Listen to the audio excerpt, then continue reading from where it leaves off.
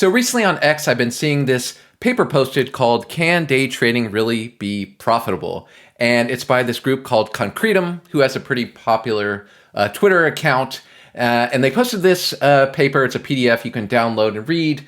It claims that this simple 5-minute opening range breakout strategy on QQQ and TQQQ drastically outperforms the buying and holding the underlying index. And so I can open this PDF in the browser here, and we can view this for ourselves.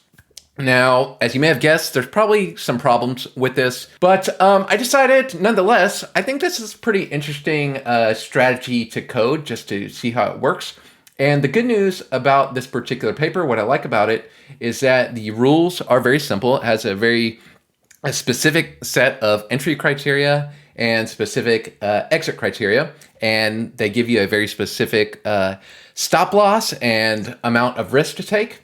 And they also even followed up with a code sample that they posted on their website here, where you can actually run the code yourself. And this requires a Polygon subscription, which I happen to have. I have like every single type of account. And so I decided to run this for myself and look at the results. And I thought I would also, to provide some educational benefit, I've been meaning to try this Backtesting.py framework here. And so I thought I would make a version of this that uses Backtesting.py. So I wanted to port this strategy, the way they posted it, over to Backtesting.py to make sure I'm getting an accurate backtest. And also I wanted to run it, show the results myself, and then let's talk about some of the problems with this particular strategy. So in this first video, I want to go ahead and let's just read this paper and write down all the different requirements for the strategy, the rules, the entry and exit, and also look at the returns that are claimed by this paper. And just,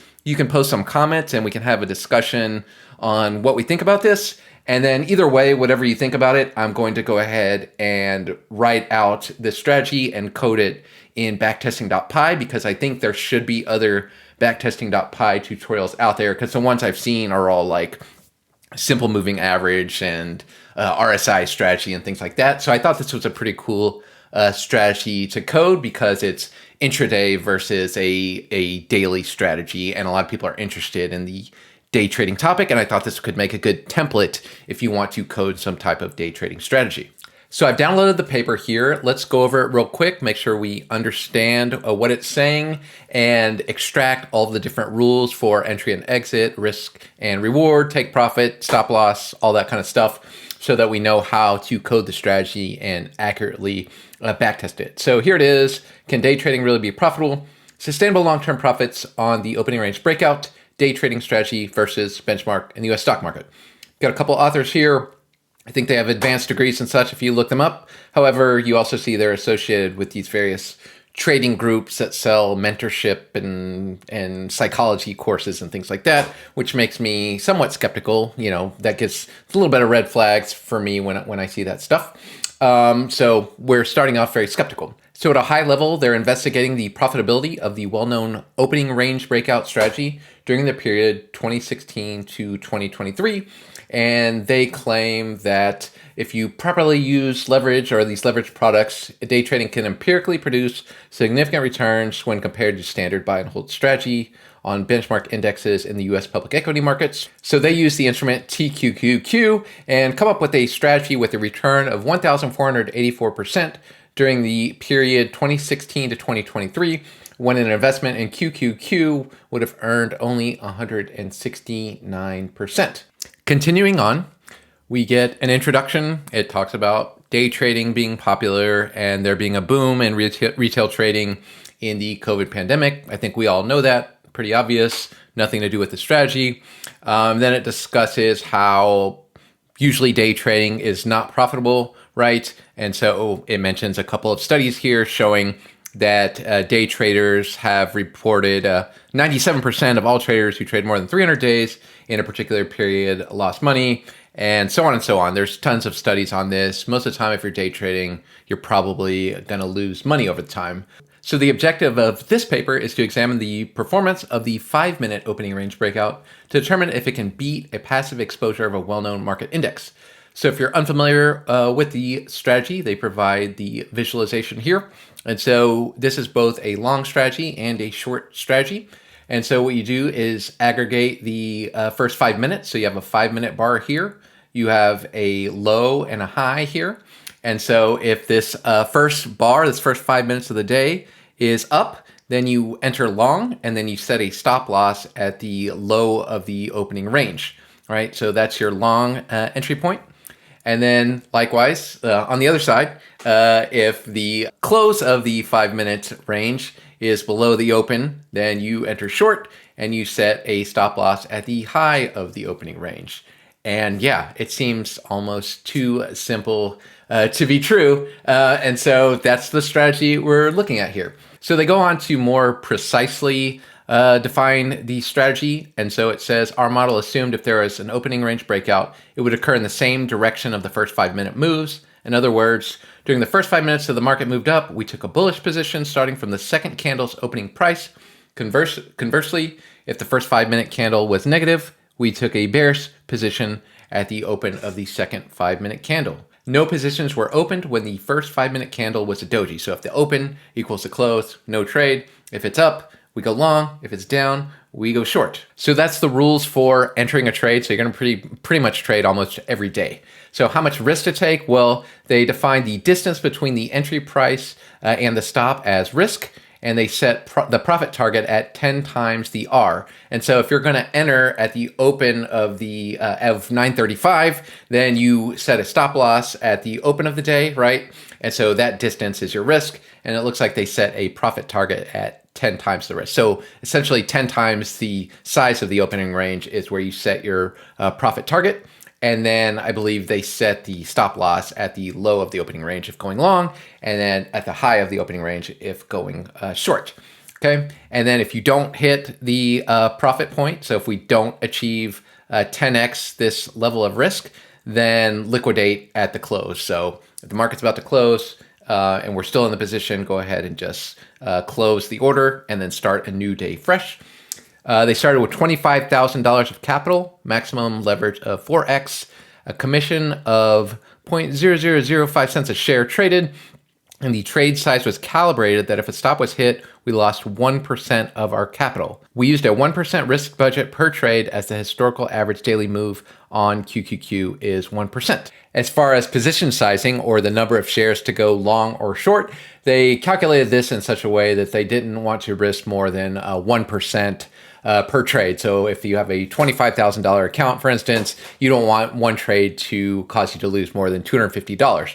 But if your trading is profitable and you get up to $50,000, then that 1% is now $500. So you can afford to risk a little bit more per trade. And so we'll translate this formula here in Python in the next video. Now in part 3, they go over the results of the strategy. They claim that there's an economic outperformance that is very significant. A $25,000 day trading account on January 1st, 2016 would be worth $192,000, even including commissions, as of February 17th, 2023, an outstanding return of 675%.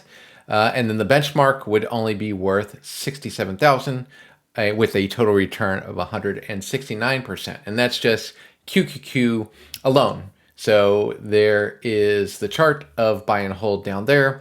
And then this is opening range breakout on QQQ. It goes on further to discuss the number of trades taken. So it claims 1,795 trades were taken, 51% long, 49% were short. We have a Sharpe ratio of 1.12 and an annualized rate of return of 31%. All sounds great, right? It goes on to discuss that the period from 2016 through 2023 was challenging. So they're saying this wasn't just a bullish period. So like the fourth quarter of 2018, there was a big drawdown. And also during COVID, there was a quick crash with a V-shaped recovery. And this also includes the period of 2022 when there was a huge drawdown in tech stocks. So they're saying, oh, well, not only did we test a period when tech stocks were bullish, there was also some bearish periods during this time, and the ORB strategy worked well and was consistently profitable in both bull and bear markets. They conclude with this chart here showing opening range breakout of TQQQ, consistently growing, obviously. And then buying and holding TQQ goes up quite a bit, but you see there it's has these huge crashes and a huge drawdown in 2023, whereas the strategy described in this paper is just up and to the right. You know, seems almost too good to be true, right? Well, the good news is we can test this with code, and they even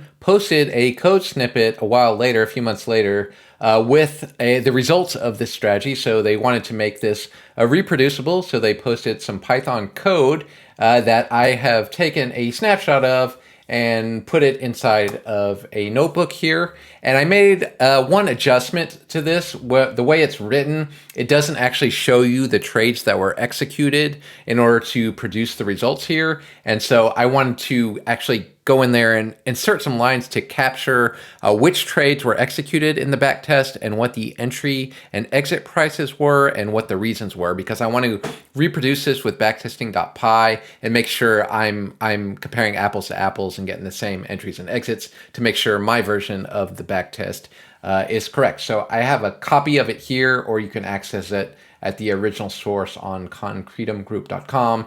And on my website, I'll link my version of this backtest that you can follow along with. So what I want to do now is on my website, hackingthemarkets.com, I posted an article about this where I just extracted the various rules for the strategy so that we could write the code, but then also talked about some of the catches here. So first, let's go ahead and run the code. So they released Python code that I linked here, and then I linked my version of the notebook right here. And so I'm opening up the Colab code right here.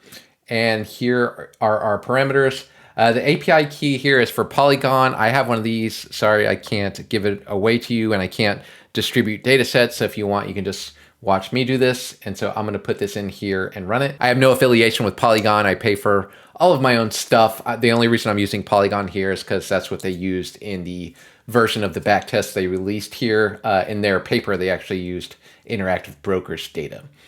So if I run this, that initializes some constants there. So we're initializing the ticker symbol we're going to test, the start and end date. So the backtest is going to run from 2016 through February 17th, 2023.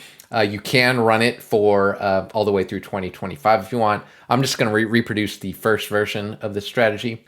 Output file. So I'm going to run this and capture all of their price data to an output file. And then we're going to use that price data file when I create the backtesting.py version in the next video to make sure we're working with the same data set. So I'm going to run that, and that's not going to do anything yet. That's just setting some constants.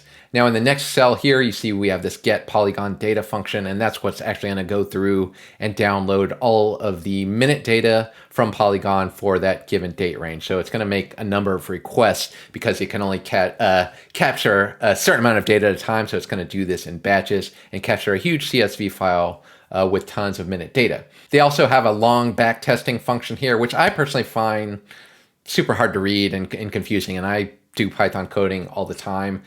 This is just a huge series of different pandas operations all together in a really big, long function here.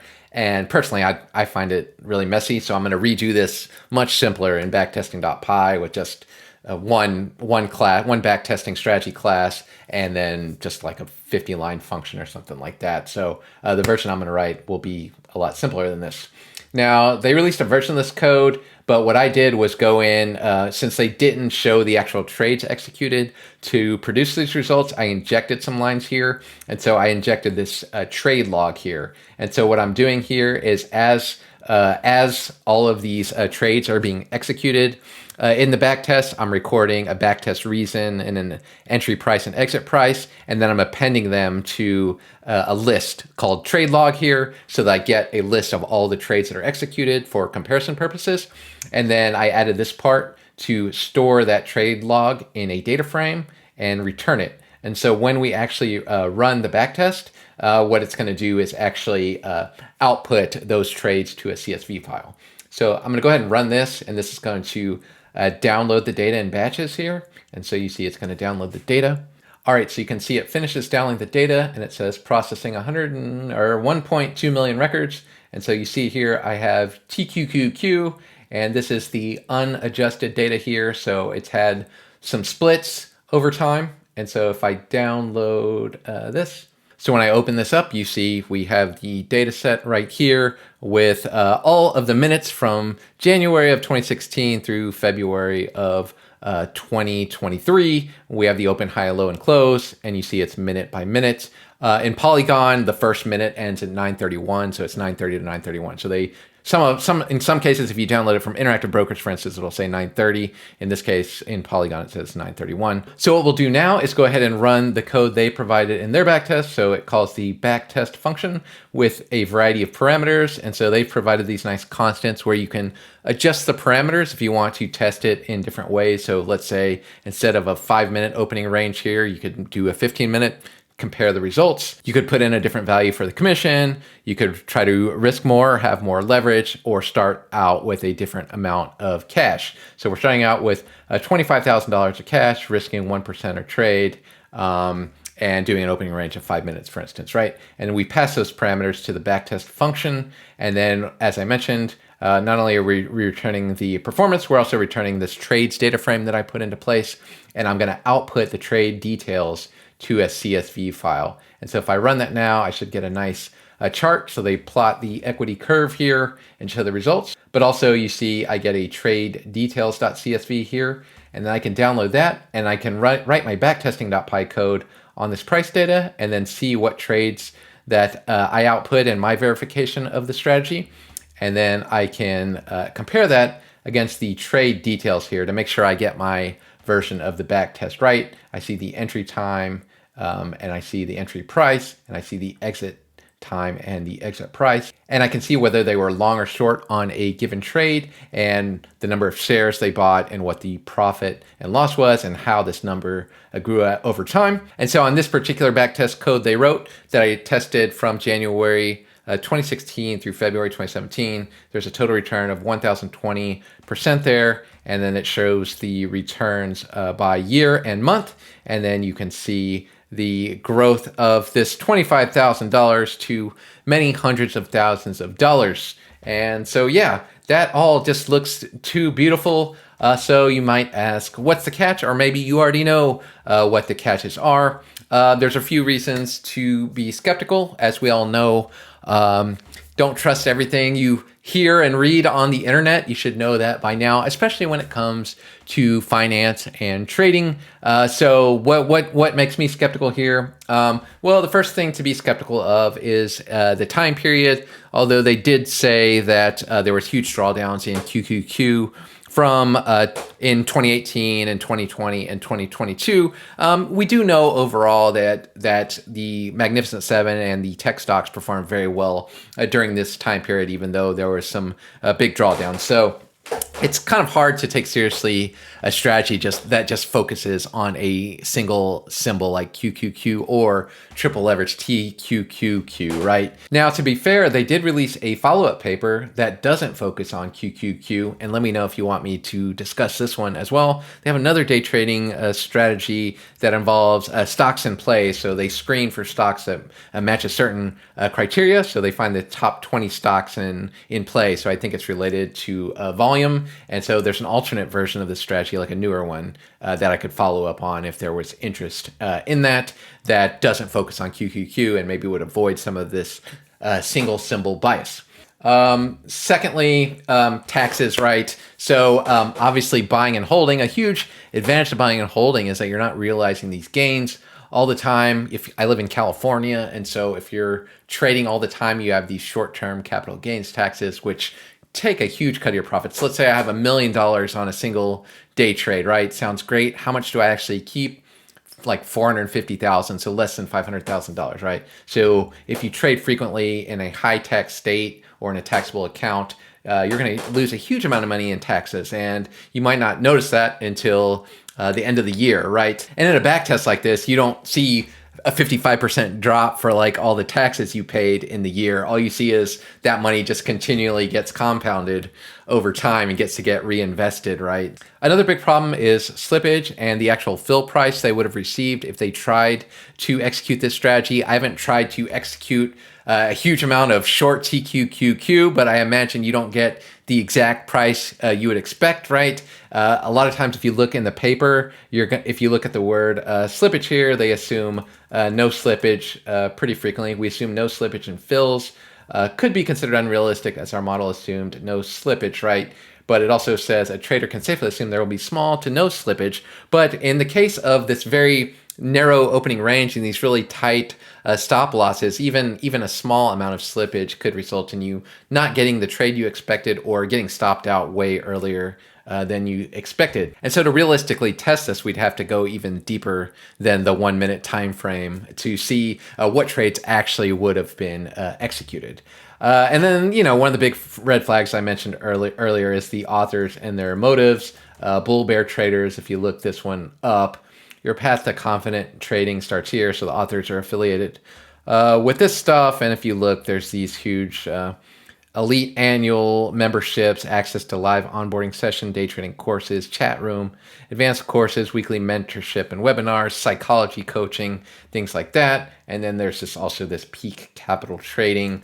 And then so peak capital trading, if I look at this, some trading boot camp, trade book, mentorship program, et cetera, with all these officers. And so obviously that makes you very skeptical of what's going on here. But I don't care. I'm going to code this thing anyway. I think this will be a great example to code in order to learn backtesting.py, which I will do in the next video. I've been meaning to try this out. And so what I can do is take all of that price data that we just downloaded and all those trade details, and I'm going to reproduce this algorithm using backtesting.py. And it's going to make for a pretty cool tutorial on how to use backtesting.py. And I think it's just going to be very valuable regardless, whatever the results are. I think the code we write to backtest this using backtesting.py will make a good template for backtesting various day trading strategies. Maybe we'll find some more papers and test those out.